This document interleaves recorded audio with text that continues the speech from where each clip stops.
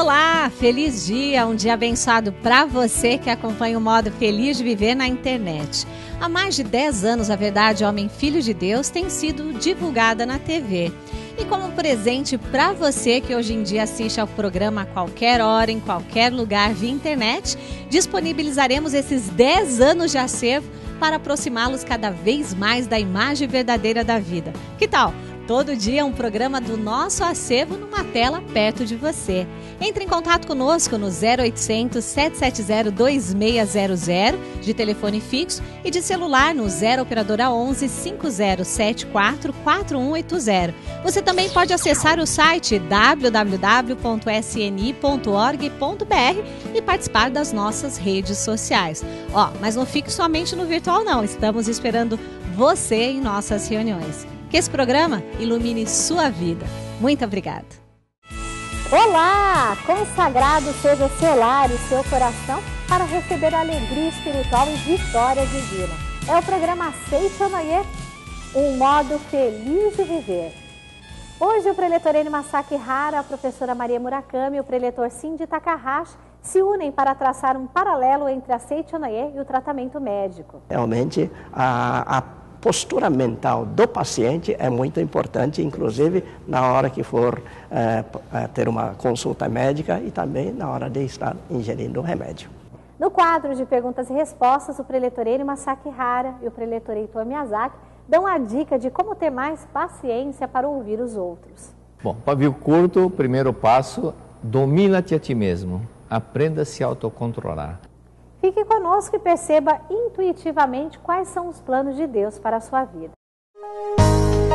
É hora de você presentear seus amigos com o modo feliz de viver, que leva a qualidade de vida física, social e espiritual através dos Preceitos Diários 2015. Os Preceitos Diários da Aceite ou Noie enriquecem todos os dias a vida das pessoas, com mensagens de sabedoria para seu cotidiano, sobre amor, gratidão, bem-estar, prosperidade e como ser cada vez mais feliz. Todos os dias nascem oportunidades de realização.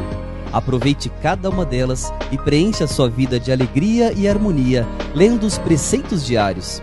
Presenteie todos os seus amigos e familiares. Inicie 2015 com muita prosperidade e sucesso para seus dias e para todos aqueles que você presentear. Os preceitos diários vêm nos modelos de parede e de mesa. Para adquiri-los, procure a associação local ou núcleo da regional mais perto de você através do nosso site www.sni.org.br, onde você também pode adquiri-los pela livraria virtual. Ou então, ligue para 0800 770 2600 de telefone fixo ou para 0 operadora 11 5074 4180 de telefone celular. Preceitos Diários 2015. Mensagens de sabedoria para o modo feliz de viver. Ponha na mesma mesa 3 autoridades da doutrina da Aceite ou Noie. Adicione uma questão de interesse geral e o resultado você percebe na melhora da sua vida. Fique agora com o preletor Enio Masaki Hara, a professora Maria Murakami e o preletor Cindy Takahashi, que falam sobre a relação entre Aceite ou Noie e o tratamento médico. Acompanhe.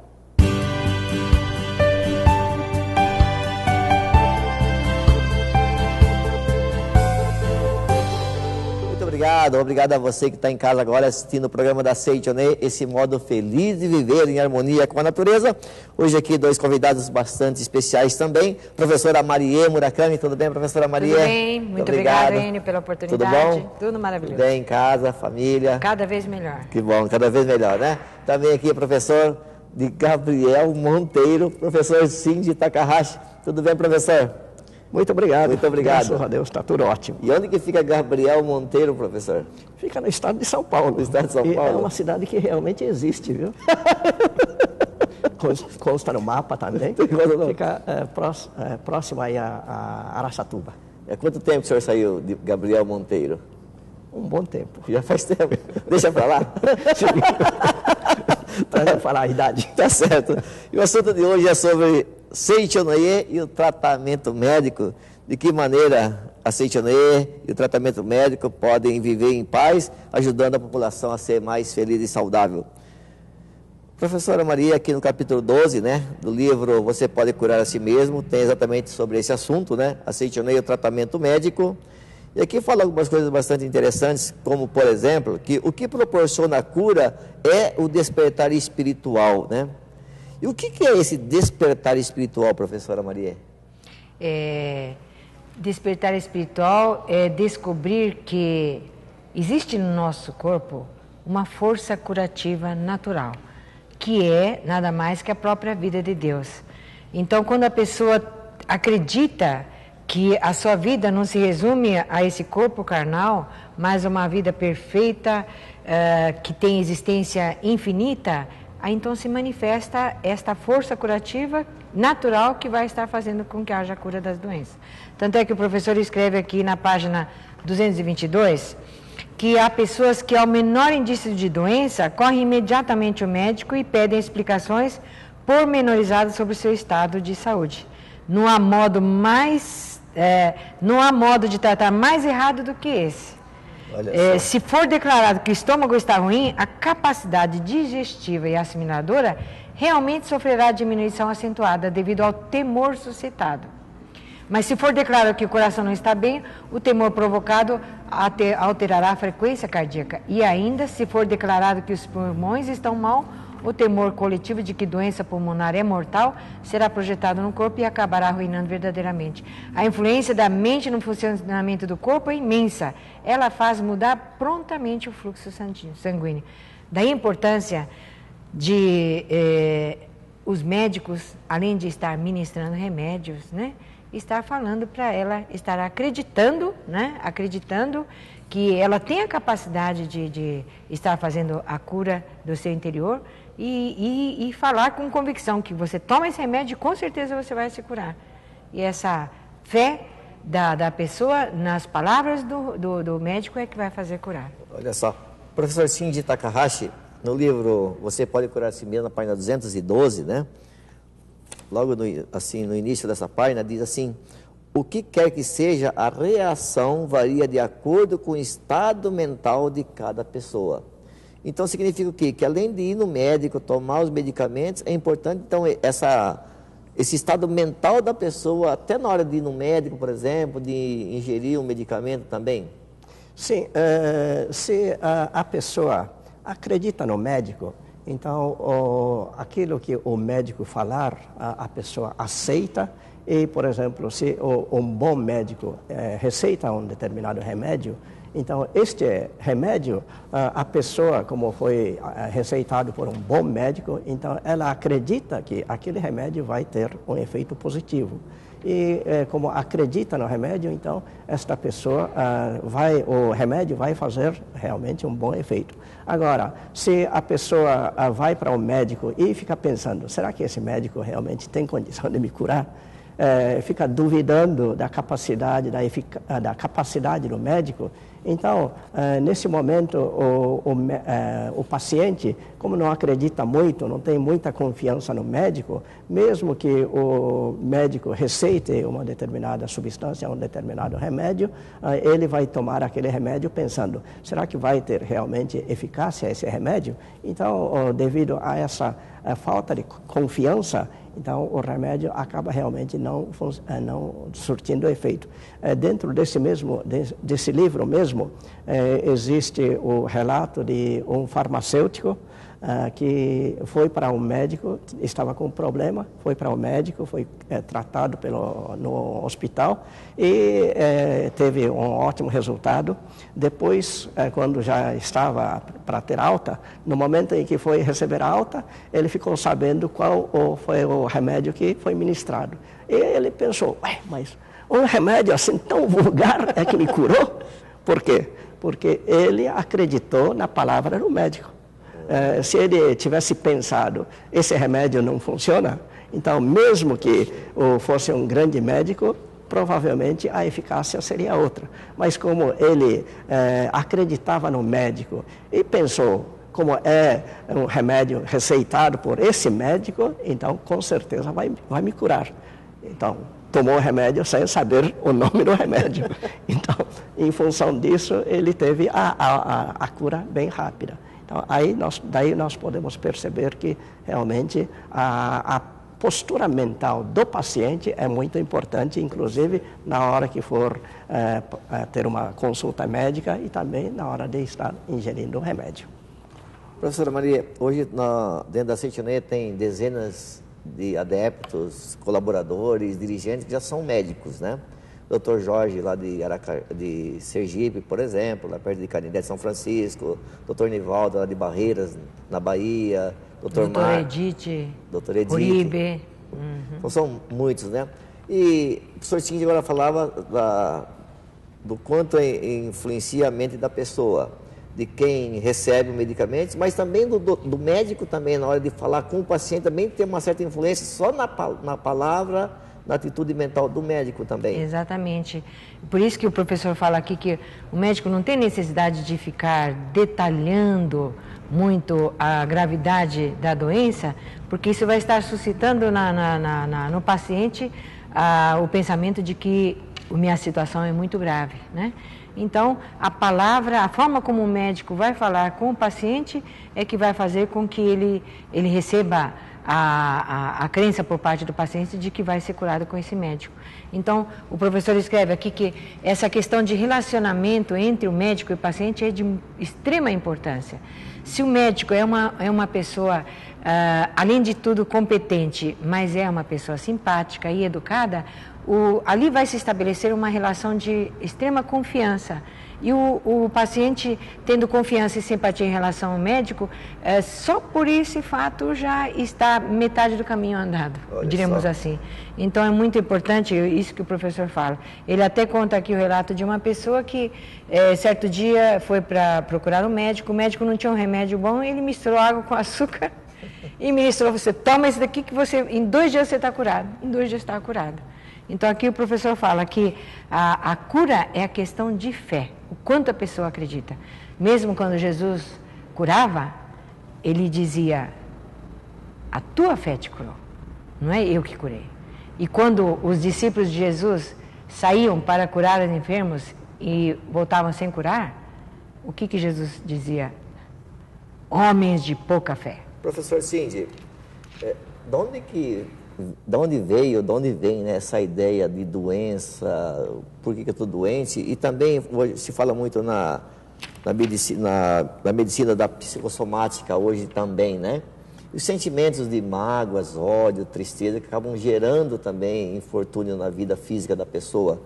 Como que começa a surgir essa ideia de doença, esses sentimentos ruins que geram doença, professor? Bom, nós precisamos ter em mente de que doença não é a criação de Deus. Deus não criou doença, e aquilo que não foi criado por Deus, então, na verdade, não é aquilo que existe realmente, existe de verdade, não é uma existência real. Se não é uma existência real, surgiu de algum lugar. E esse algum lugar nós chamamos de um lugar chamado mente da nossa a nossa própria mente, a nossa mente em estado de ilusão, que acredita que existe um problema, por exemplo, no meu corpo, existe um problema no corpo do meu filho, da minha esposa. Esse tipo de pensamento é que faz com que a pessoa acabe gerando esse tipo de situação. Então, é a mente da pessoa que acaba encobrindo aquela natureza perfeita de uma criança ou de uma pessoa, e faz com que esse encobrimento acabe manifestando na forma de doença. Então, se eu estou, por exemplo, com um determinado estado mental, esse estado mental, por exemplo, de raiva, de ódio, ou de tristeza, de mágoa, isso aí, na verdade, também não está de acordo com a vontade de Deus, e esse fato de não estar de acordo com a vontade de Deus gera dentro de mim aquilo que nós chamamos de sentimento de culpa. E esse sentimento de culpa acaba gerando uma situação de querer punir a si próprio, porque eu sou o culpado, eu tenho esse tipo de pecado, eu tenho essa culpa, então eu preciso me penalizar para poder redimir essa culpa. E esse estado mental de eu querer me culpar, querer me redimir dessa situação de pecado, é que acaba gerando a doença, o sofrimento na nossa vida. Então, para eliminar toda esta situação, nós precisamos eliminar essa ideia de que eu tenho algum problema, existe uma doença, existe uma culpa dentro da minha mente. Tudo isso aí deve ser eliminado. Professor Cindy, alguém que está em casa assistindo agora fala assim, puxa vida, então, de uma certa forma, eu sou dono de mim mesmo pelo lado mental, assim, pensando, né? Tomando um remédio, acreditando na sua eficácia, como o senhor nos explicou, ele acaba tendo um efeito positivo. Se uma pessoa tomar um veneno, e achando que aquilo ali não é veneno, mas que é um remédio bom, automaticamente esse efeito, entre aspas, do veneno, ele deixa de existir e passa a ser como um remédio, por exemplo? Nós não podemos esquecer de que nós estamos vivendo no meio de vibrações. Então, existe a minha vibração e existe também a vibração geral de toda a coletividade, de toda a humanidade. Então, se toda a humanidade pensa esta substância é veneno, então esta vibração mental de todas as pessoas de que pensa esta substância é alguma coisa venenosa e vai com certeza provocar um mal no nosso organismo. Então, a minha vibração mental pode ser muito forte, mas enquanto a minha vibração não conseguir superar ou suplantar essa vibração nociva ou vibração mental de todas as pessoas que estão emanando esse pensamento, essa substância é venenosa, então eu não vou, mesmo tomando uma substância sem saber que aquilo é um veneno, eu vou acabar sendo vítima desta situação. Tá. Então, não é porque eu penso que aquilo não é veneno, aquilo não vai fazer mal, mas se a minha mente, a minha vibração não for muito forte a ponto de suplantar a vibração geral de toda a humanidade, eu vou acabar recebendo esses efeitos negativos. A ideia coletiva acaba suplantando a vibração individual da pessoa. Tá, isso vale até também no caso de doenças, por exemplo, mesmo que você acredita, eu acho que eu vou sarar, mas se tu não pensa, aí você não tem mais jeito.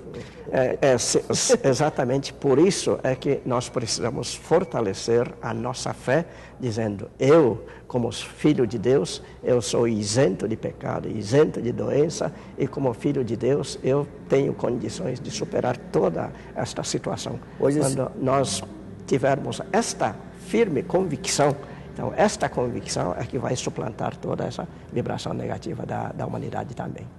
Hoje, junto com uma equipe, o senhor, de uma certa forma, é responsável pela administração da Academia de Treinamento Espiritual de Ibiúna. E nessa academia a gente já ouviu muitas pessoas mudarem a sua vida lá dentro, né? Não só no lado sentimental, afetivo, mas no lado também da saúde, né? O senhor se lembra um caso assim dessa cura que a gente fala de milagre que ocorreu na Academia de Ibiúna? Aconteceu uma vez com um rapaz que foi para a academia, ele estava com um problema na articulação, no joelho. Tinha um certo problema de relacionamento com seu pai.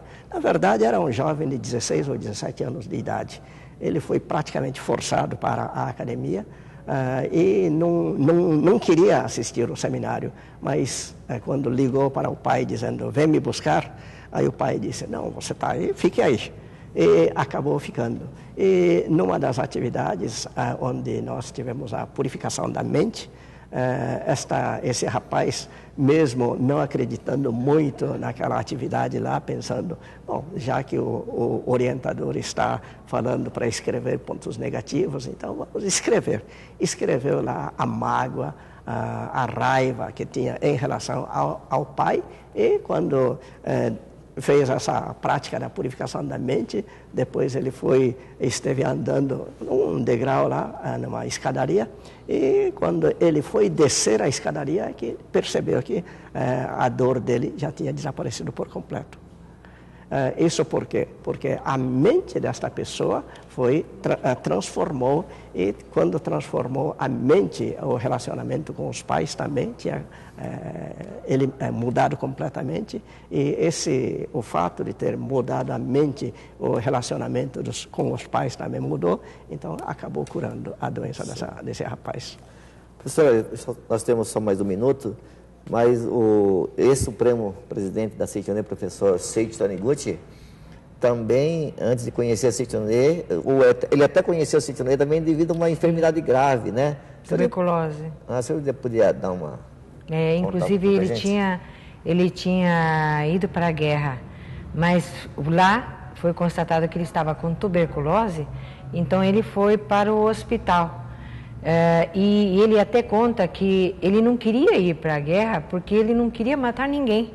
E imagine só, aí no corpo, né? Ele contraiu essa doença e ele atribui essa doença justamente ao desejo inconsciente de não querer ir para a guerra.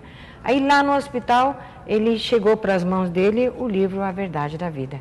E ele conheceu que o homem é filho de Deus, que esse corpo é apenas projeção da mente. Então, quando ele conheceu esta verdade, ele se curou, mas aí acabou a guerra, graças a Deus, né? E daí, então, ele tomou a decisão de dedicar a vida para o ensinamento da Seicho-no-Ye.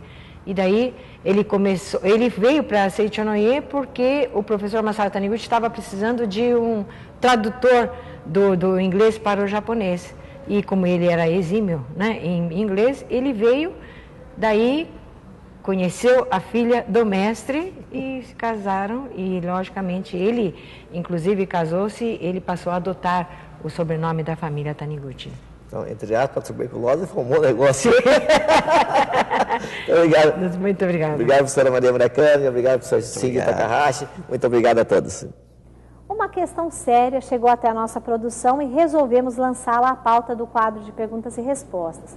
O telespectador abre o coração e diz: como me relacionar melhor com as pessoas, já que não tenho muita paciência para ouvir os outros? Quem responde é o preletor Heitor Miyazaki, convidado hoje do preletor Enio Masaki Hara. Veja.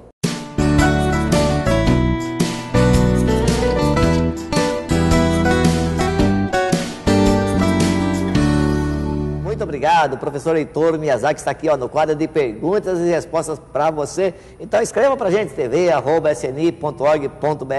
Muito obrigado, professor Heitor, tudo bem? Muito obrigado. Muito obrigado. Professor Heitor Miyazaki, uma pergunta aqui bastante legal, né?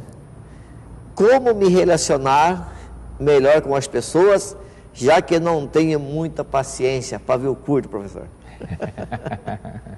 Bom, pavio curto, primeiro passo, domina-te a ti mesmo. Aprenda a se autocontrolar. Aprenda a dominar a sua ansiedade.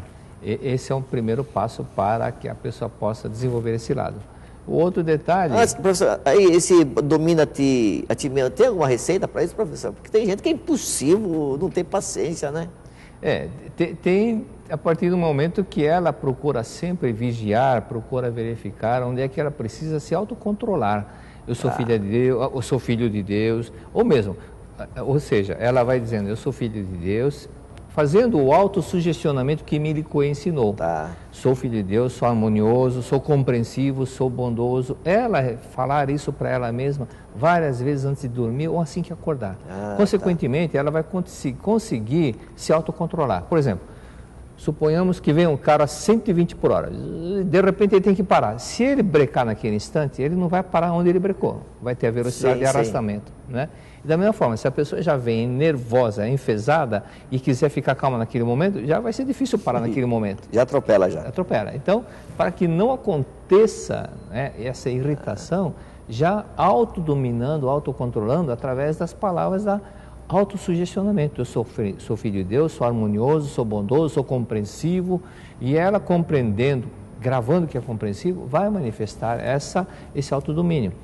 Outro detalhe também, às vezes a pessoa não tem a humildade de ouvir um subalterno. Por quê? Porque o ego está um pouco forte. E aí lembrem do bambu, do provérbio chinês, o bambu quanto mais alto cresce, mais baixo se curva. Então ela vai aprender a manifestar a atenção. Por isso que Cristo disse logo no início do Sermão da Montanha: bem-aventurados os pobres de espíritos, porque deles é o reino dos céus. Esse pobre de espírito em espanhol está melhor, assim, bem-aventurados os pobres em espírito. Bem-aventurados as pessoas que são pobres em espírito orgulhoso, as pessoas humildes, as pessoas dóceis, e deles é o reino dos céus. Então, saber ouvir, saber entender, se colocar no lugar do outro, isso já é um grande crescimento espiritual. Mas parabéns pelo esforço, que ela está se esforçando, parabéns, né? Muito obrigado. Obrigado, professor Heitor Miyazaki. Muito obrigado a você que escreveu, um forte abraço. Ligue para a gente agora, 0800 770 2600, e receba aí na tua casa, onde você quiser, uma revista da Seitonê. E lembrando que é uma revista só por pessoa. Então é só ligar, 0800 770 2600. Muito obrigado. Já que você foi tocado pela paz celestial através do nosso programa, toque também na vida de Deus, por meio do nosso Momento de Oração. Muito obrigado pela sua companhia.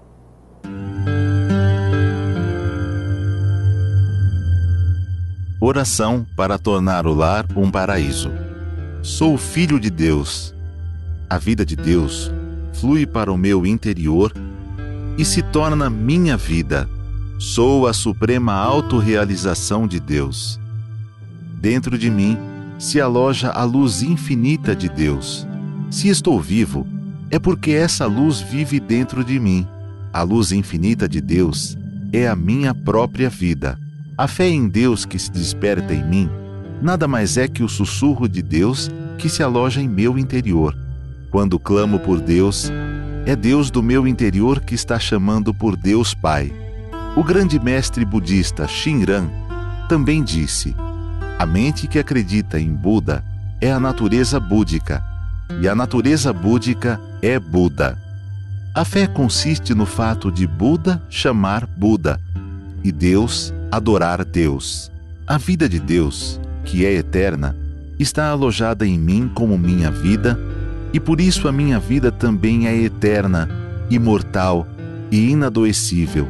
Por conseguinte, mesmo quando pareço doente, não o estou. Apenas estou sonhando com a doença. Mesmo quando pareço morto, não o estou. Estou apenas sonhando com a morte. E o que me desperta desse sonho é a luz infinita de Deus. Diante da sua luz, treva alguma pode permanecer. Neste momento, chamo por Deus.